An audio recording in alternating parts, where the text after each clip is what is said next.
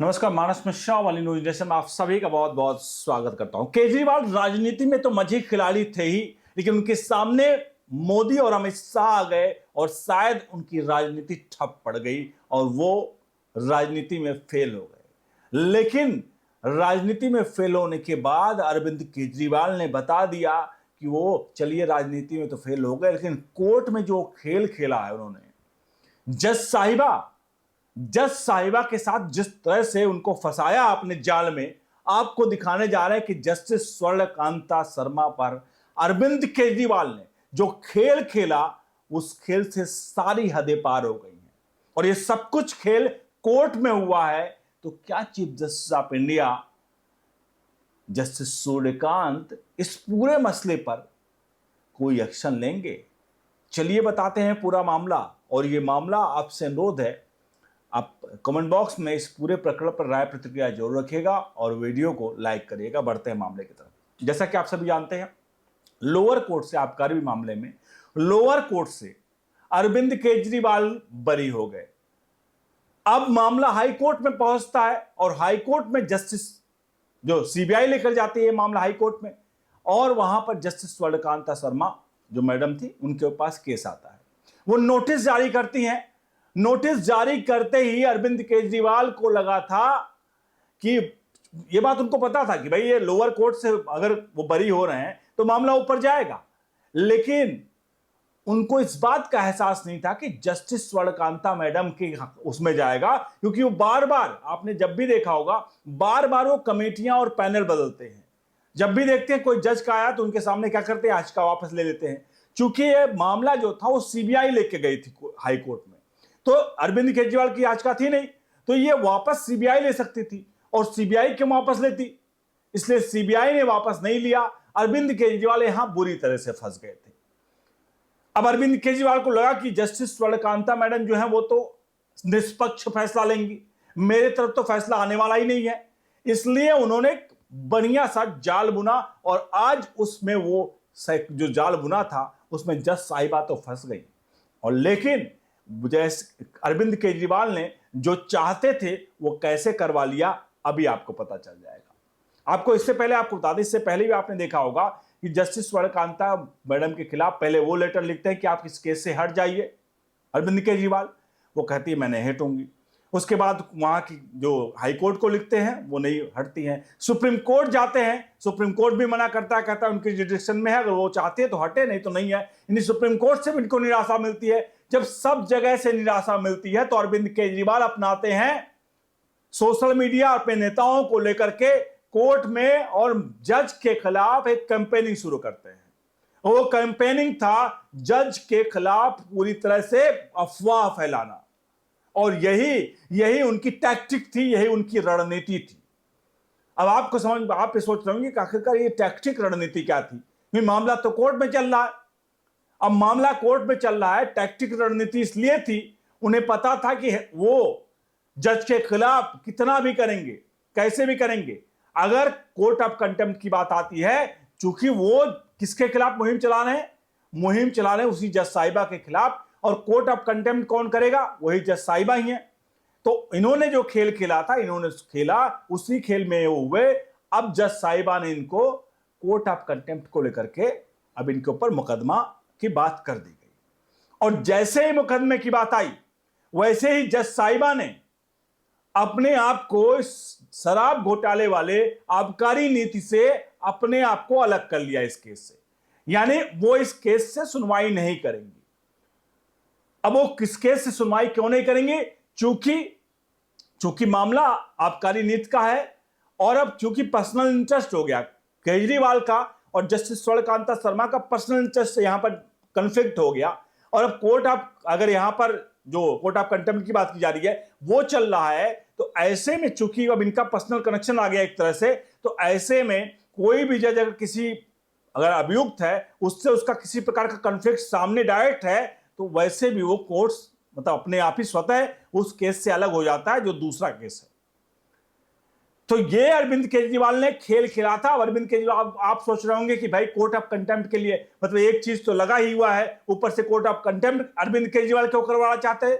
अब उसका जरा सुन लीजिए, आपके सामने जरा साक्ष्य दे देता हूं। ये देखिए, भारत में कंटेम्प्ट ऑफ कोर्ट की सजा मुख्य रूप से कंटेम्प्ट ऑफ कोर्ट एक्ट 1978 के तहत होती है। अधिकतम सजा, ध्यान रखिएगा, अगर अदालत किसी को कंटेम्प्ट का दोषी मान ले तो 6 महीने तक जेल होती है या 2,000 रुपए तक का जुर्माना होता है, या दोनों होता है, या ये दे सकती है 1,000 रुपए। लेकिन हालांकि ध्यान रखिए, नीचे वाला लाइन समझिएगा, हालांकि व्यवहार में अदालतें अक्सर माफी मांगना, वार्निंग या सिंबॉलिक फाइन पर यह मामला खत्म कर देती हैं, जब खासकर जब आरोपी माफी मांगे।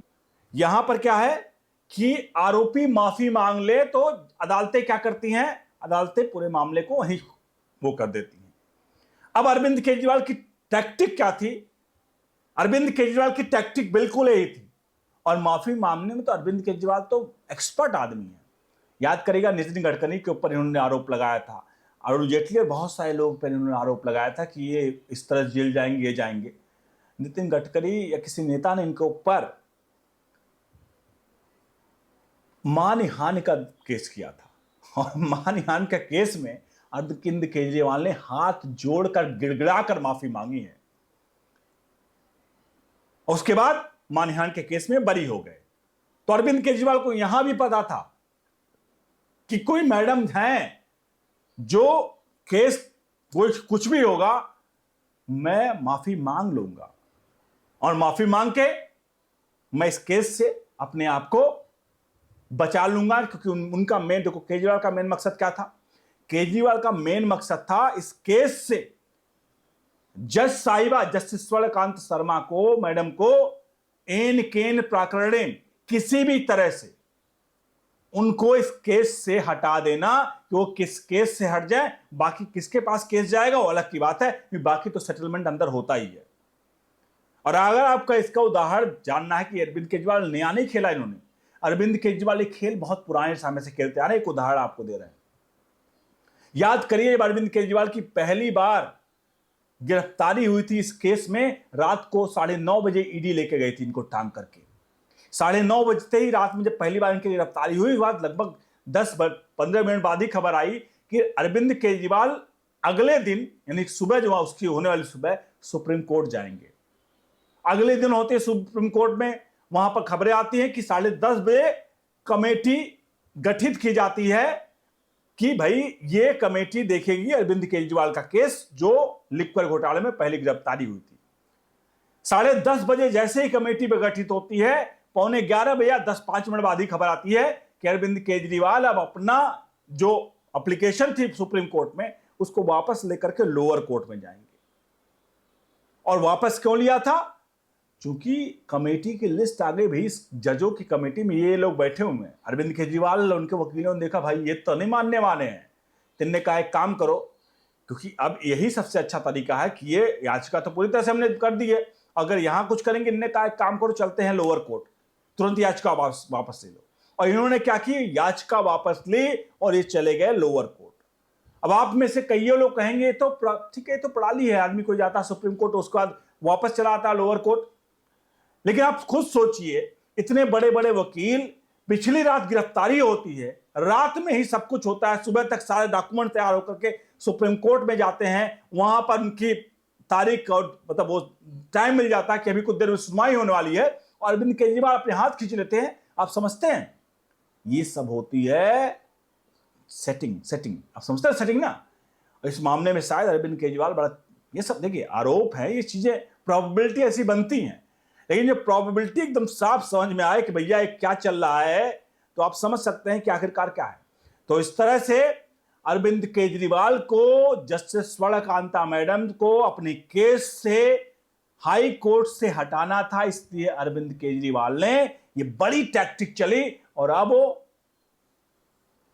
जस्टिस स्वर्णकांता मैडम देख लेंगी, कोर्ट ऑफ कंटेम्प्ट का केस है, बहुत ज्यादा होगा, 2,000 रुपए जुर्माना लग जाएगा। ये पहले कहेंगे मैडम माफ कर दीजिए, हमारे लोग ये थे वो थे, ऐसा वैसा करके कंटेम्प्ट ऑफ कोर्ट में क्या होना है, वो माफीनामा दे देंगी। क्या देंगी? 6 महीने की सजा देंगी। तो देखिए कोर्ट ऑफ कंटेम्प्ट तो किया इन्होंने बाहर किस तरह से अफवाह फैलाई है, 50 पाउंडर किए हैं, हुआ है। तो इन सबके बीच में एक सवाल यही है कि ऐसे मामलों पर क्या चीफ जस्टिस ऑफ इंडिया क्या इन पर एक्शन लेंगे? क्योंकि इस पर एक्शन लेना जरूरी है। और इसे ही इनडायरेक्ट एंगल में कहें ना, तो इनडायरेक्ट एंगल में अगर बात करें तो ये एक तरह से फोरम शॉपिंग का एक प्रक्रिया है। एक तहत ये भी एक फोरम शॉपिंग है कि जज को कैसे भी करके, मैंने कहा एन केन प्रकरण किसी भी तरह से करके जज को अपने केस से हटाना, और इसमें अरविंद केजरीवाल सफल हुए।